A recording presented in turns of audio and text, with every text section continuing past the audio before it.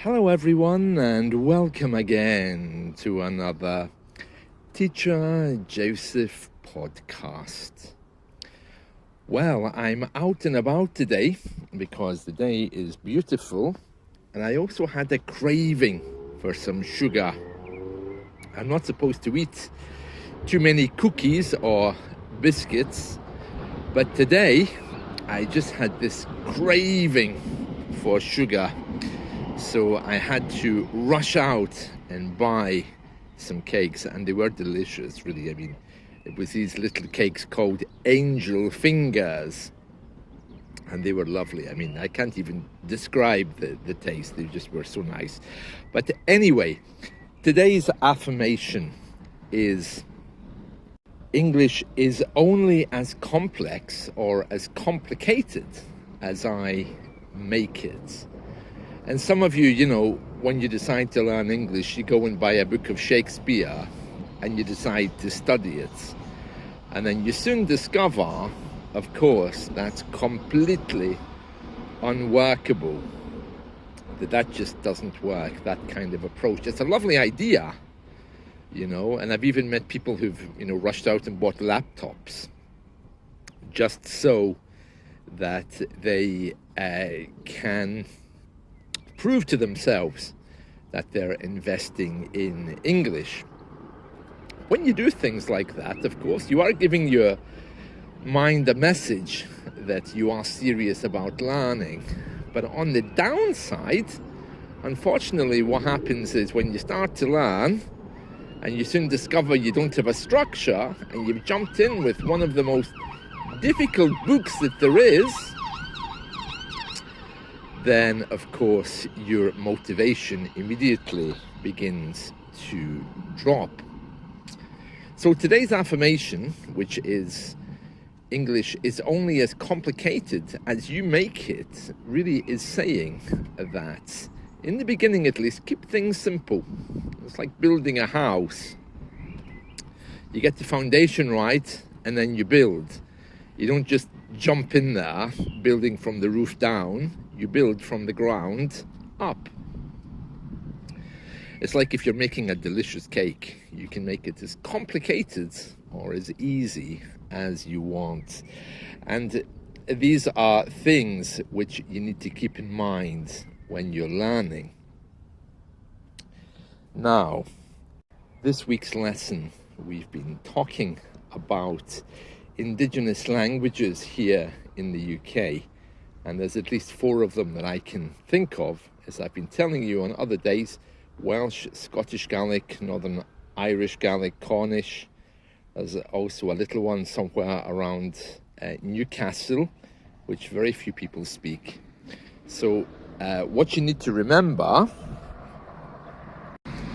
is that depending on where you go in the UK, you might be faced with one of those languages. You might see one of them. But there's also dialects. And how do we deal with that? How do we deal with dialects?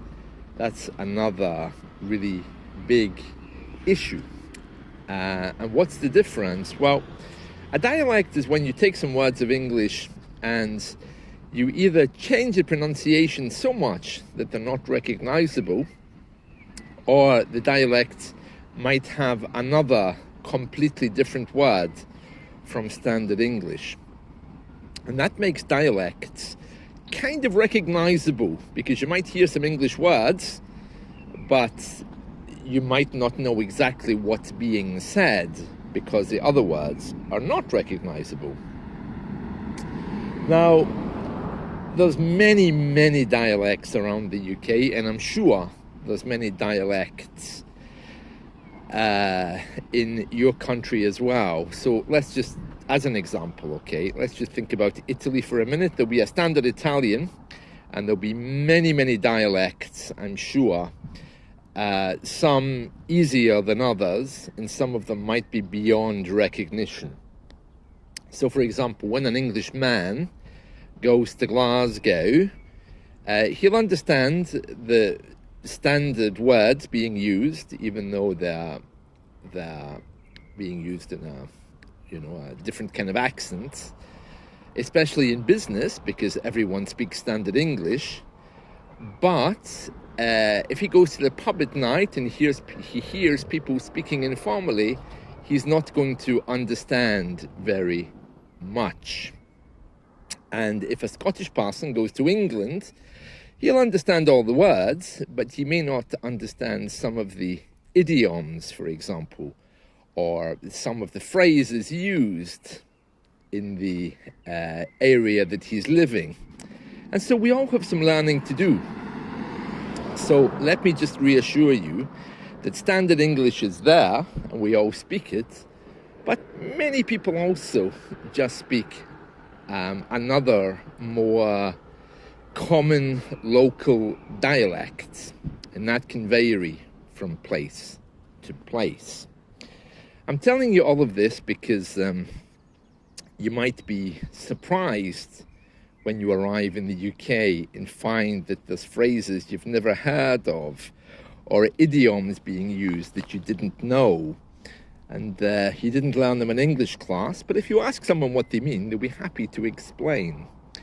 And I'm sure it's the same in your country. You'll have the standard, and then you'll also have different dialects. Now, I know that having lived in the Spanish world, it's the same in Spanish. If you listen to a TV show from, let's say, Mexico, and you're living in Spain, or you're a Spanish person from the country of Spain, you may struggle with a few words. Argentina, people tell me that that's the most difficult type of Spanish. I don't know if that's true or not. So these are just a few examples. So even though I've been talking this week about indigenous languages, I also really can't stress enough how we have different dialects, and we all struggle with those. It's not just you, really. Now let me just have a look at these delicious cakes that I bought earlier. I'm just going to describe them for you. So they're called Mr. Kipling's Angel Slices. Mr. Kipling is a delicious, famous baker here. It's a company, obviously, and they make lots of sweets. Now, I'm next to the railway line. I'm not sure if you can hear the train going past there, but written on the side is ScotRail, which tells us that the company is called Scottish Railway. It's actually, I think, a public company now. It's run by the government. They recently took control of it. But also written on the side of that train, it said Rail na Alaba. Now, Alaba is the Gaelic word for Scotland. Na Alaba is of Scotland, and rail, of course, is railway, Rail na Alaba. So there's a prime example of a different language, and a good example of the dialect might be a good example of a dialect change would be in Scotland. Rather than saying the word down, they would say dún. So, for example, the train station is down the street. You would say the train station is dún the road.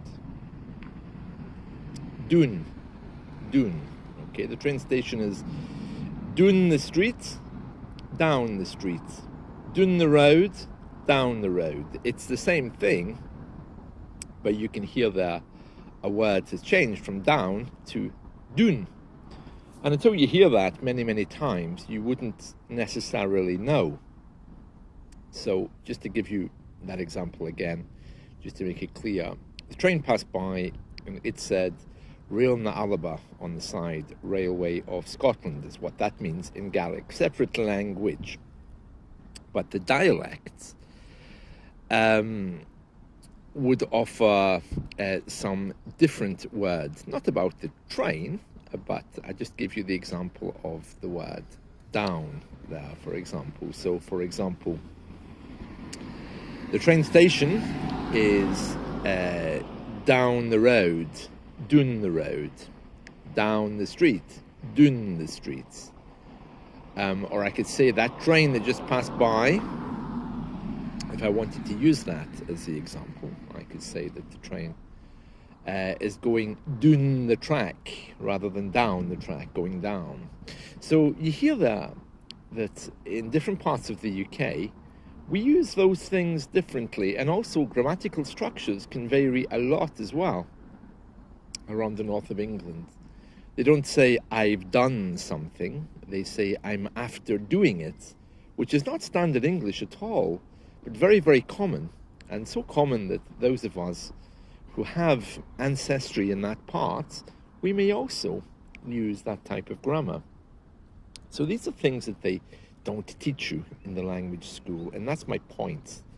So when you actually arrive here, you need to be very open-minded about language and about dialect, and be prepared to learn. Now, you're not going to have any trouble if you have standard English, because you simply ask someone, sorry, I don't know what you mean. And I'm sure they'll explain, oh, it's just an idiom, it's just a saying. But you need to know at least some of them before you arrive, in order that you'll be understood, especially if you'll be socializing with friends and family. In a business setting, the local dialects are rarely used, unless you move to the middle of nowhere. Anyway, I was distracted by the train, because I was about to describe these delicious cakes made by Mr. Kipling. So they're kind of like soft sponges, as we call them. And they have a kind of like white icing on the top with pink design. So that there's obviously white icing, and then they have this kind of like pink design on the top. So someone's taken pink icing and just made some kind of stroke with it. Well, very nice, delicious, absolutely delicious. So I'm going to finish those off now. I've already had some, and I'm just about to eat the others.